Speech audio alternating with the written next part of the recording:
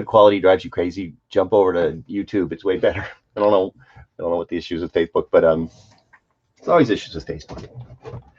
But in the context of this notion of knowledge, I actually had an amazing conversation with a bunch of amazing people yesterday, and it brought it clarified something for me in the context of these ideas, and that it's really quite possible. It brings me back to stuff I've talked about a lot kind of early on, and the importance of the choices that we make, and kind of, you know, how, because of what's going on, the power really kind of comes back to those choices, and that we can create territories of change just within the context of the choices that we make day to day, moment to moment, person to person. And really, these ideas are very, very powerful ideas that you can take up in conversation with anybody whenever you want, and that you don't have to kind of create a large project or some kind of thing that you're doing. That it's just like, for me, it's really about how I am all the time with everybody who I'm interacting with. And so in that way, it's a way to kind of modify how you are. And the thing about those changes is really has a lot to do with the effects that it's had on me. Like, for example, the moving away from totalizing ideas.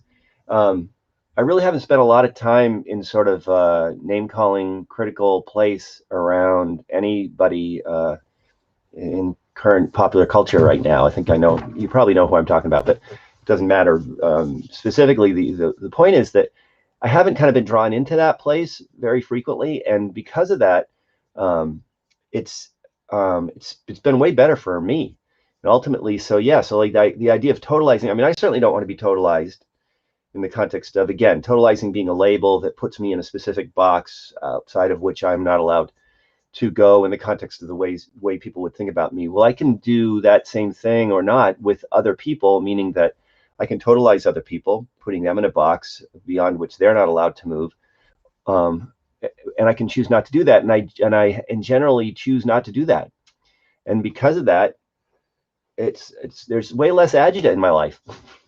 I'm way less tense. I find, you know, when I'm invited into those places and I kind of move into that territory, my tension goes up, my anxiety level goes up. And, you know, so like if I were to kind of have that happen right here, right now, I mean, there's nothing that would have changed around me.